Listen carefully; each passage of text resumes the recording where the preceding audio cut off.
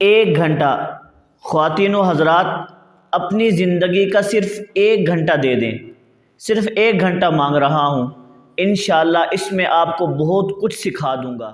السلام علیکم۔ ابھی سے ہم غسل شارٹ کورس شروع کرنے لگے ہیں۔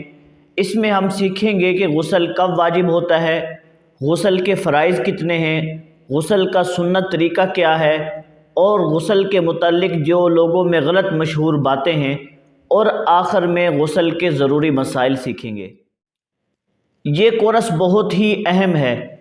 دیکھیے، اگر ایک مسلمان مرد عورت کو غسل کے مسائل نہیں آتے، غسل کے فرائض معلوم نہیں، تو وہ کیسے پاکی حاصل کریں گے اور ان کی نمازیں وغیرہ کیسے قبول ہوں گی؟